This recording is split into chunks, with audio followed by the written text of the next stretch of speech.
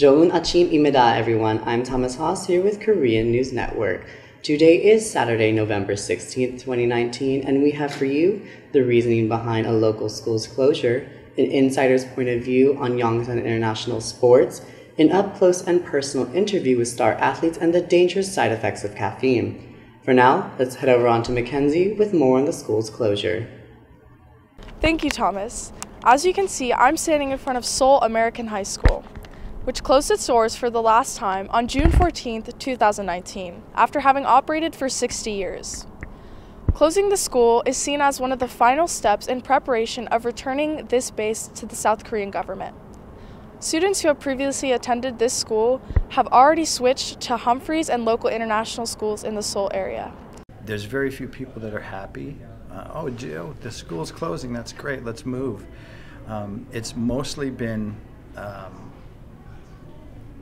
it's been a combination of excitement with new schools opening, but it's also been painful in some regards because there's up to 3 generations of students and parents and some community members, including officers enlisted and civilian personnel, have had not only attended Seoul High School and elementary school, but they've had kids that have gone to the military, returned, and had their own kids and gone to the same school. So there's a lot of history.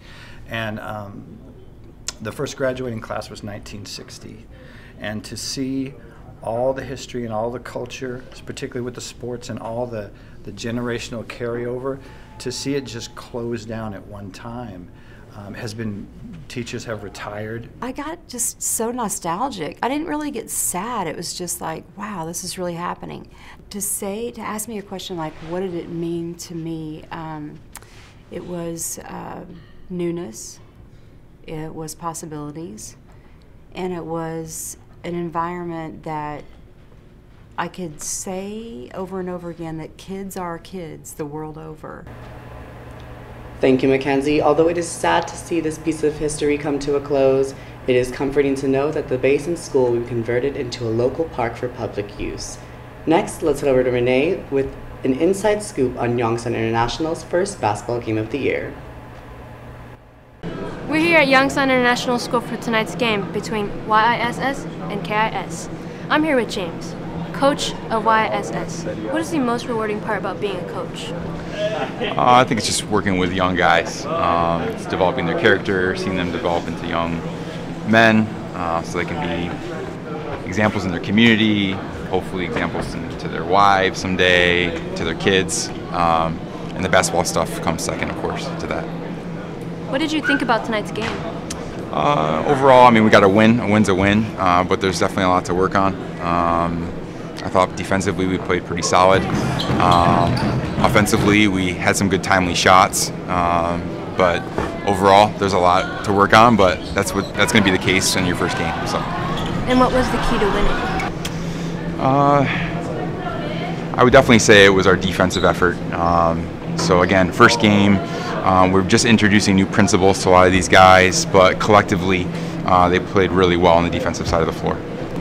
I'm here with Ulyss and John, some of the star players from tonight's game. What motivates you guys to play basketball? For me, I'm not that good at basketball, so as I play, I feel myself improving in the game. I think that motivates me the most to become better every time I play. Basketball is good exercise, but I also love the team moments and improving my team. What does team mean to you? For me, team is like, it's like brothers. It's like a family, yeah. And what advice would you give to a future basketball player?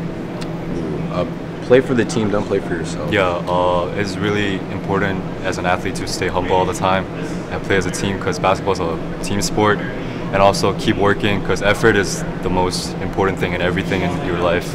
Yeah. Thank you for your time. Thank you so much. Thank you.